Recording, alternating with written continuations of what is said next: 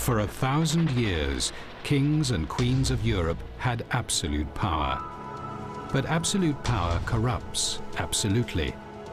Greed, revenge, sex, madness, witchcraft, murder.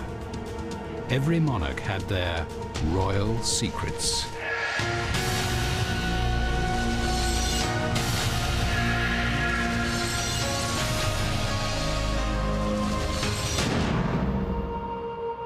All societies need justice, even monarchies where royals were above the law.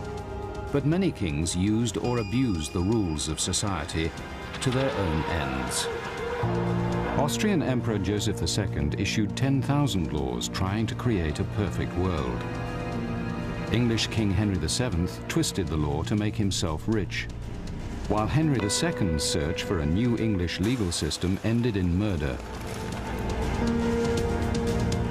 The kingdoms they ruled were beset by law and disorder.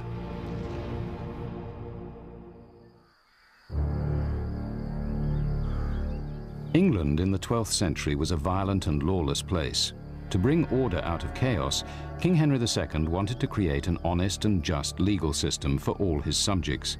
But Archbishop Thomas Becket refused to recognize the king's laws. In 1170, the struggle between the king and the churchmen ended in tragedy, as Henry broke his own laws to settle the dispute. The king's terrible act of personal vengeance made Henry a villain and Becket a martyred saint.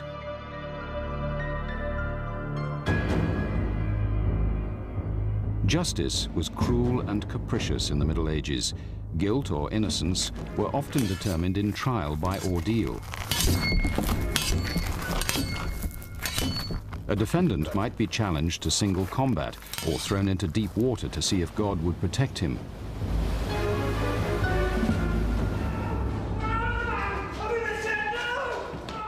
Defendants often suffered trial by hot iron.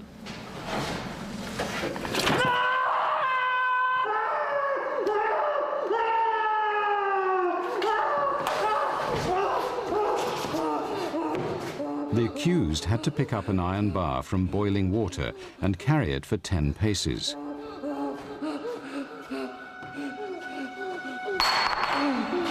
After this terrible ordeal, the unfortunate's hands were bandaged for a week and then uncovered to be examined by the court.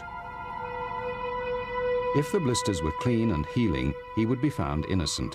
If infected and oozing, he would be condemned. The fate of a condemned person depended on the crime, but the path of justice often led straight to the gallows. Of course, the rich and powerful were immune from the law and its punishments.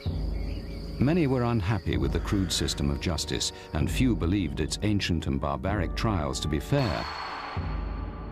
Among those who wanted reform was the king himself, Henry II. Determined to bring justice to all, Henry set up a system of traveling judges invested with royal power. A plaintiff no longer had to petition the king in person. Judges visited each county, dispensing fair justice in the king's name, not by ordeal, but with witnesses and character references.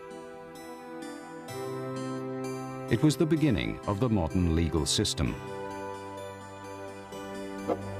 Everyone was to be equal before the law. But the new system was soon tested when one powerful group challenged the reforms, the church. The king's friend, Thomas Becket, Archbishop of Canterbury, insisted clergy be tried in church courts. Priests accused of crimes that would cost them their lives in civil courts often literally got away with murder in a church court. Church and state clashed head-on. Henry faced a terrible dilemma. Becket, head of the English Church, refused to recognize the king's courts. Henry banished Becket. The archbishop's retribution was swift. He excommunicated the king and all those who stood against him. The state and church were at war. England was thrown into turmoil as Europe watched the struggle and held its breath. Even Pope Alexander III urged caution on Becket. Since the days are evil, and many things must be endured because of the times, we beg you to be discreet. We warn, exhort, and advise you to show yourself wary, prudent, and circumspect in all your actions, for your own sake and that of the Church. Arrogant and stubborn, Becket would not bend, even for the Pope. He defied Henry and returned to Canterbury. When this news reached the king, his furious reaction was to break the very laws he had enacted. Unable to stop Becket legally, Henry uttered the famous words, "Who will rid me of this turbulent priest?" 4 knights were in the room, and they took the king at his fateful word. They mounted horses and rode to the cathedral at Canterbury.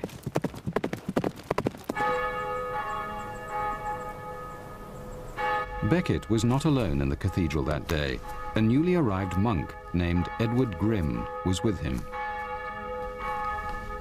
Grim was unaware he was to witness one of the most famous assassinations in history. Along came the murderers in full armor, with swords, axes and hatchets and other implements suitable for the crime on which their minds were set. The knights were determined to put an end to Becket's defiance. Brutal men, the killers saw force as the answer to this clash of laws. As the knights broke into the church, they asked for the traitor Thomas Becket. Becket replied, "Lo, here I am. No traitor to the king, but a priest. What do you seek from me?" The monk Edward Grim described what followed. The wicked knights leapt suddenly upon him and wounded him in the head, and by the same stroke they almost cut off my arm. Next, the archbishop received a second blow, but held firm.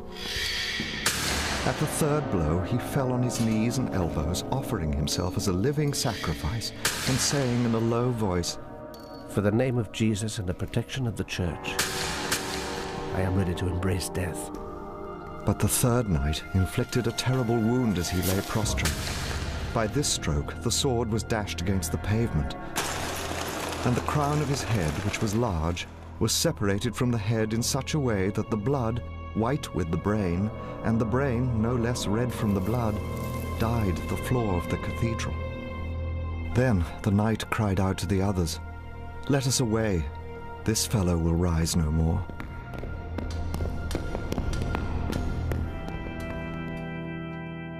As the archbishop's body lay on the cathedral floor, the legend of Becket the martyr was born. An observer noted the people's reactions at the time. Some of them smeared their eyes with blood.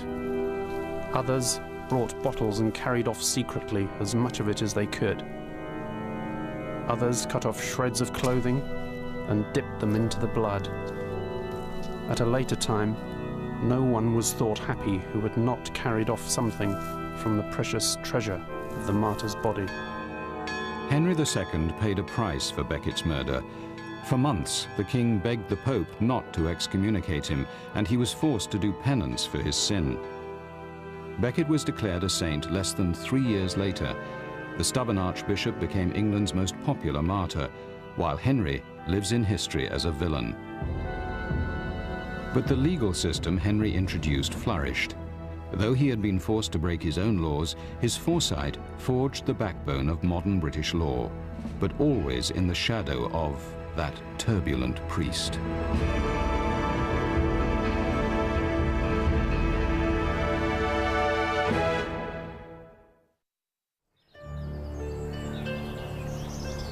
"600 years after Henry II changed a system with too few laws, an Austrian king tried to change his empire with too many laws. Here lies Joseph, who failed in everything he attempted." Thus wrote King Joseph II of Austria as he lay dying. The weak, sick king was facing a pathetic end to a life of iron will and good intentions. He had once dreamed of creating the perfect society through law, creating heaven on earth by legislation. He ended in failure because he couldn't see that imposing his will for the good of society was in fact a real abuse of his royal power. As a child, Joseph was extremely strong-minded. When he was only 8, his mother, Queen Maria Theresa, turned him over to his tutors with a warning. The prince has a violent desire to carry out his will in all his demands. In 1763, Joseph toured the empire he would one day inherit, stretching from Belgium to Hungary, from Russia to Italy. He often traveled in disguise to learn firsthand how his subjects lived. The misery he found among the enslaved serfs made him vow to change their lives. The rich and privileged looked down on the peasants with contempt and treated them as chattels. A disturbed Joseph vowed to change this. But while his mother remained on the throne, he couldn't start his reforms. A conservative, she damned Joseph's plans. In your endeavors to create useful workers, you will destroy the state and bring about the damnation of souls. Maria Theresa died in 1780, leaving Joseph on the throne. At the age of 39, Joseph could now launch his grand plan to remake the empire. He first roused the bureaucrats for the massive changes to come. In an early decree, he ordered that they must not act purely as copyists, nor devote their backsides to sitting and their hands to signing. They must sacrifice their souls, their reason, their wills, and their whole strength to their work. Joseph then equipped his army of civil servants with long questionnaires and sent them out to discover the state of the empire. What is the condition of the schools? Who is looking after the orphans? Is there any provision being made for the blind and crippled? When their reports were delivered, Joseph was ready to create his perfect society. An avalanche of new laws was enacted. He abolished torture and capital punishment. He fed and housed the poor and had doctors treat them for free. He ended serfdom, Europe's form of slavery. And to set an example, Joseph II even took up the plough himself. Nobles always considered themselves above the law, but under Joseph's legal system, aristocratic wrongdoers were led off to face punishment, barefoot and in chains, alongside common criminals. The poor delighted in the equal treatment, but Joseph had made the nobility his enemies. At a time when Jews were persecuted all over Europe, Joseph introduced laws to protect them. The king also lifted press censorship. Not that the presses ever lay idle. In his 10-year reign, Joseph produced over 10,000 new laws and decrees. On average, he wrote 2 new laws a day. Nothing was too trivial to escape his notice. Are the laws against drunkenness being carried out? Are the houses numbered? Are there any clowns or jugglers roaming the countryside? Joseph became obsessed with controlling minute aspects of everyone's behavior. His laws intruded into everyday life. He outlawed gingerbread because he believed it was bad for the stomach. He required peasants to add vinegar to their drinking water because he thought that would sterilize it. He compelled mothers to breastfeed their infants. He outlawed corsets because he thought they hampered fertility. But when Joseph turned his zeal on the most sacred of institutions, the Catholic Church, he gained another enemy. Since I myself detest superstitions, I will free my people from them. In the process, he reduced the number of saints' days, banned lucky charms, and threw out holy relics. He even specified the length of church candles.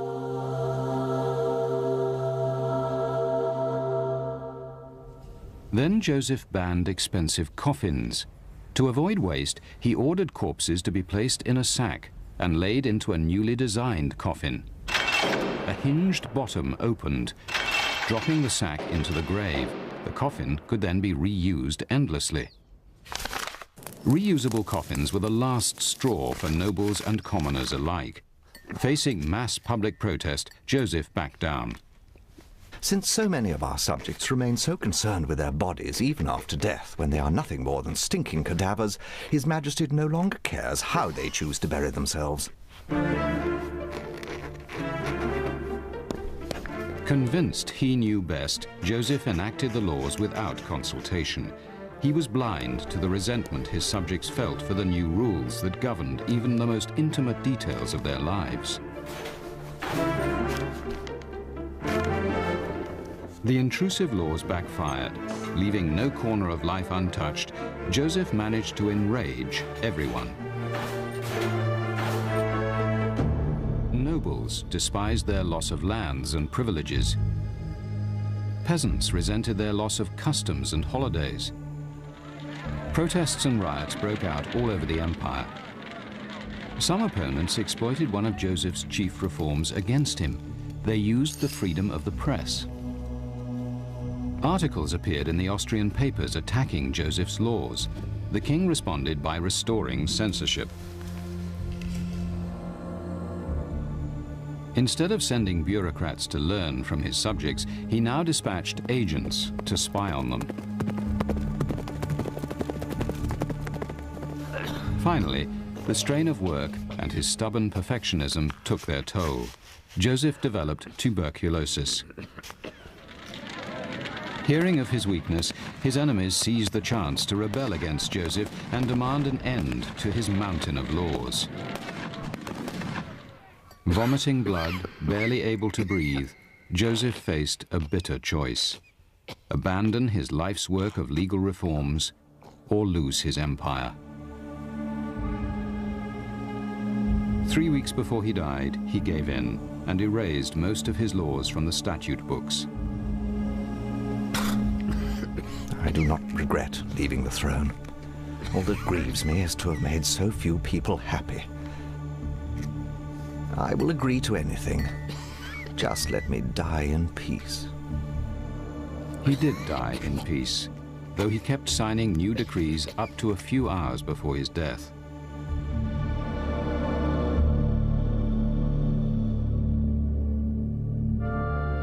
He was interred here in Vienna, beneath his mother, Maria Theresa's lavish and ornate tomb.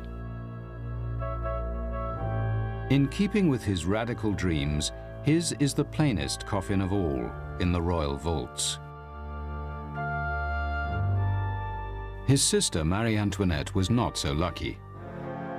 In France, the people demanded the same reforms Joseph's subjects in Austria rejected, and the French Revolution came at a terrible cost. For neglecting their subjects, Joseph's sister, Marie Antoinette, and her husband, King Louis XVI, would lose their heads.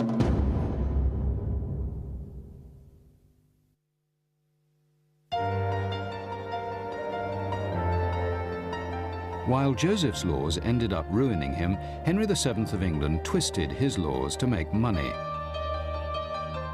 Henry did not inherit the throne of England. He took it in battle from King Richard III in 1485. Henry spent most of his personal wealth to finance his rebel army and pay off the nobles who backed him. Henry knew money was power, but though he was king, he was far from being the richest man in England. Many of his nobles had not paid taxes for years and built up huge estates and great wealth. Henry's first measure was thriftiness.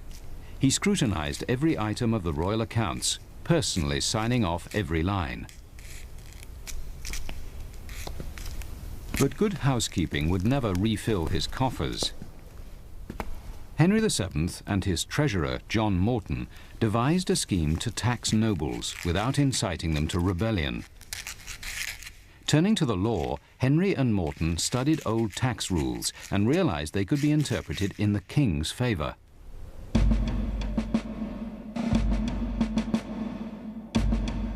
The scam, which became known as Morton's Fork, meant that if a noble looked and acted rich, he could be heavily taxed. And if he looked poor, he must be hiding his wealth, so he would be taxed for the same amount anyway. Either way, Henry VII got the cash. To put the law into practice, the king and Treasurer Morton travelled around the country with the royal court, inviting themselves to dinner with England's richest men.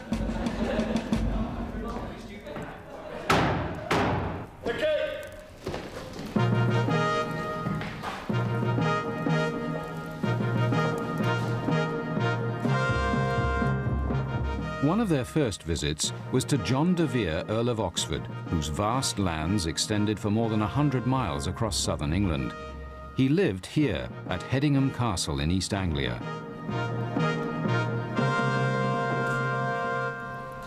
My lords, ladies and gentlemen, His Majesty the King.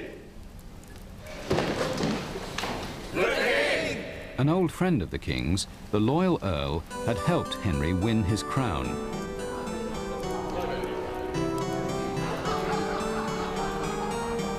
De Vere's wealth was obvious as Henry tasted course after course of exotic meats, fine wines, and rare dishes cooked in even rarer spices.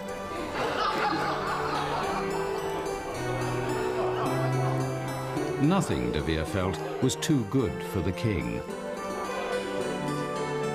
As he ate, Henry tallied up the cost of the feast.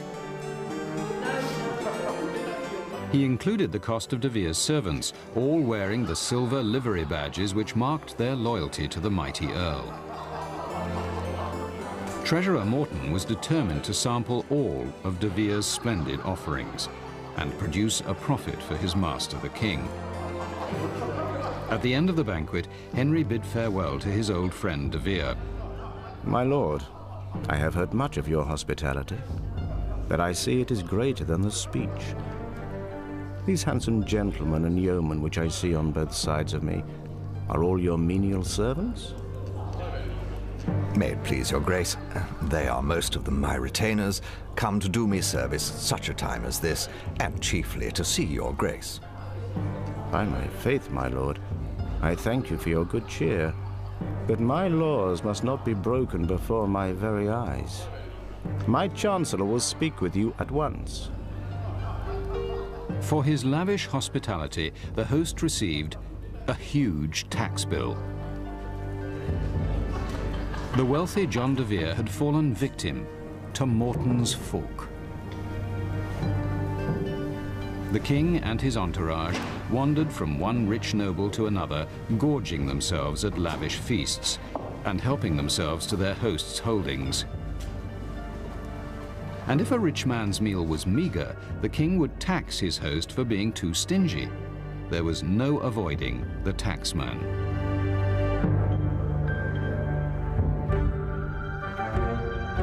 For de Vere, Henry VII's visit had an added sting. The livery badges de Vere's men wore marked their loyalty to the Earl, but not necessarily to the king.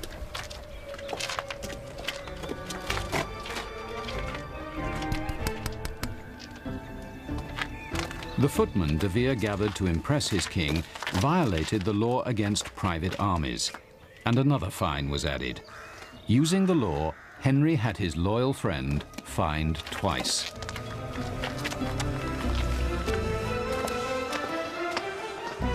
The Earl's banquet cost him about $4 million in modern terms. De Vere had to sell several estates to pay the bill and almost went bankrupt. After 25 years of eating and collecting taxes, the king's coffers were full. Henry VII died the richest man in England.